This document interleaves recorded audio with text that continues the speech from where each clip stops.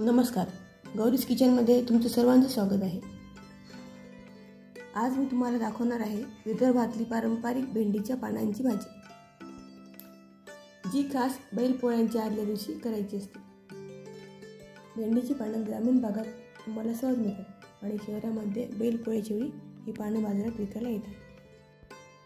भाजी करायला लहान लहान पानं घ्यायची, कारण मोठ्या पानावर मागच्या बाजूला बारीक बारीक काटे राहतात। पानांची देठं शिरा चाकूने काढून घेऊया।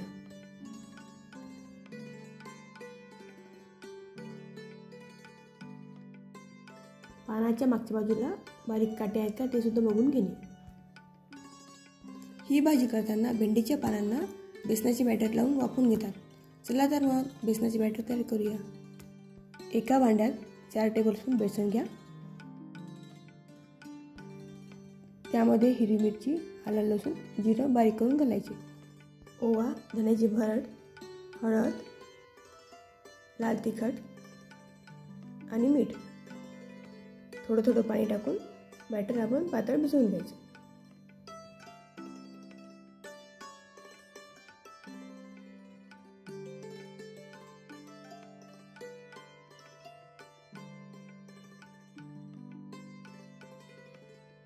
बेसन जास्त घट्ट किंवा जास्त पातळ भिजवू नये, पानावर बसणार असे भिजवावे।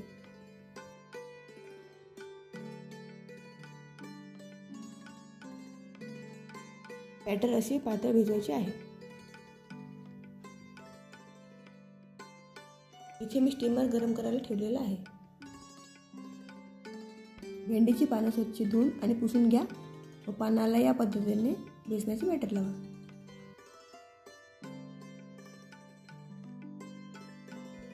ही भाजी पारंपरिक पद्धतीने कशासोबत खातात हे जाणून घेण्यासाठी व्हिडिओ शेवटपर्यंत नक्की बघा।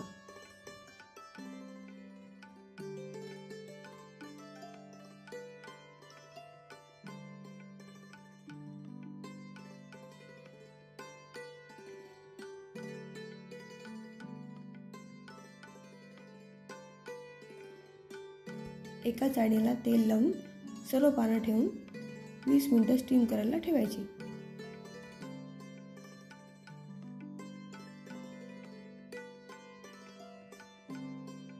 वीस मिनिट झाले आहेत। बेसन चाकूला चिटकत नाही याचा अर्थ पाणी आणि बेसन चांगले शिजले आहेत। पानांना थोडा वेळ थंड होऊ द्या, कारण गरम गरम पानं हाताला चिटकतील व चिरता येणार नाही।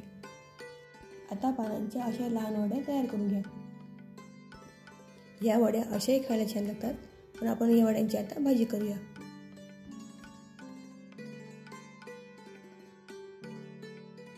तेल तापत ठेवलेलं आहे, त्यात मोहरी, हिंग,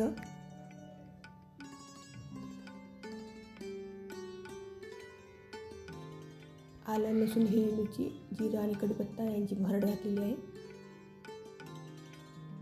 याला थोडा वेळ परतून घ्यायचं।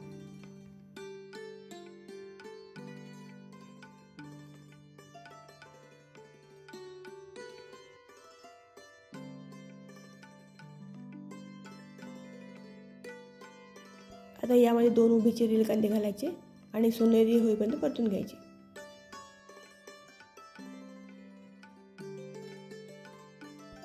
कांदा हा जास्त प्रमाणात घालायचा, कारण या भाजीमध्ये भरपूर कांदा छान लागतो। हा कांदा थोडा परतल्यावर त्यात कढीपत्ता घालायचा।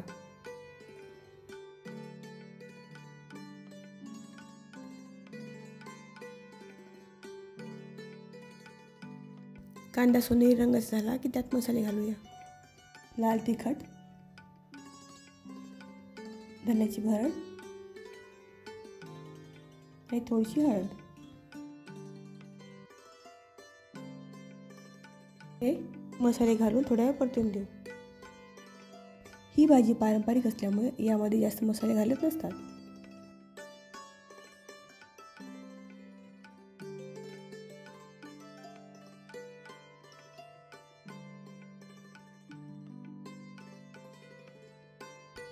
मसाले परतल्यावर त्यात भेंडीच्या पानांच्या वड्या घालायच्या व हलक्या हाताने एकत्र करायच्या।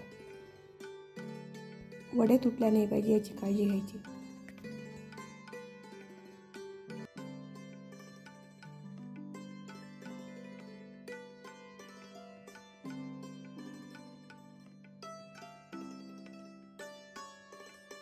बेसन भिजवताना आपण मीठ घातलं असल्यामुळे आता मीठ थोडं कमी घालायचं.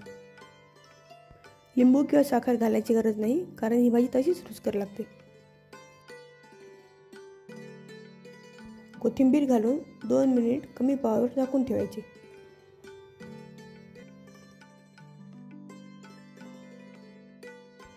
आता तुमची भेंडीच्या पानाची भाजी तयार आहे.